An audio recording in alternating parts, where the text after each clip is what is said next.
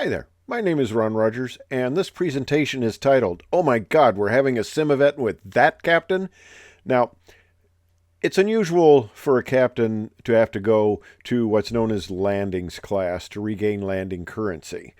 Typically, it's a first officer thing because we have what you call the cruise brothers. They're only up in the seats during the cruise portion. They're not there for takeoff and landing, so they can lose landing currency. And it's very common that they'll go back for the simulator every 90 days to regain that currency if they don't get a flying leg. And if these guys are junior, they don't get a flying leg.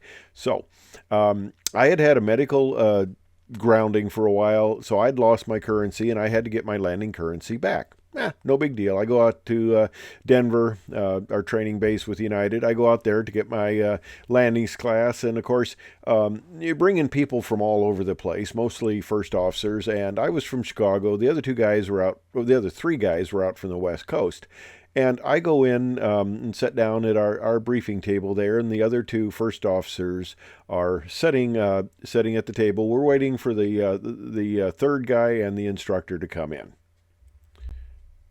Now, one of the students says to me, he says, "Do you know we're having a captain in this landing class?"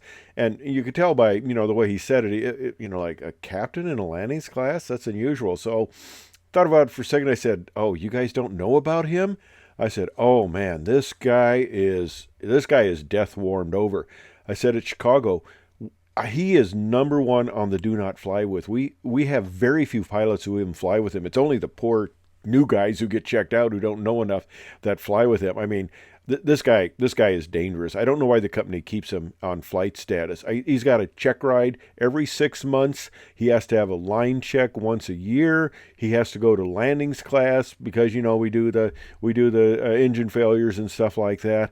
And oh my God, he's terrible. He yells at the flight attendants. He is an absolute piece of work." And I'm telling them about this, and you could see the look on their face. They're just going, "Oh my gosh." And I'm saying, "Yeah, this guy is just unbelievable. He is dangerous."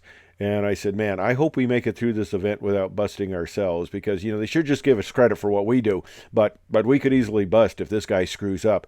And oh man, these guys are getting concerned. Well, then the instructor walks in and he goes, Ron, yeah, I recognize you. You're the captain here." And the other two guys look at me like, "What?"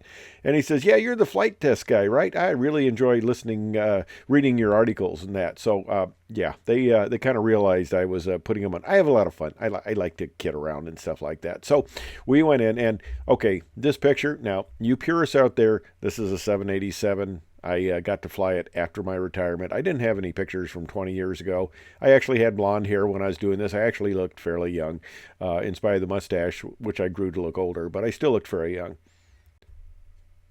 So we got in the simulator. We had a good time. I got to fly. It went very well. No problems whatsoever. And we had a good laugh about the whole event.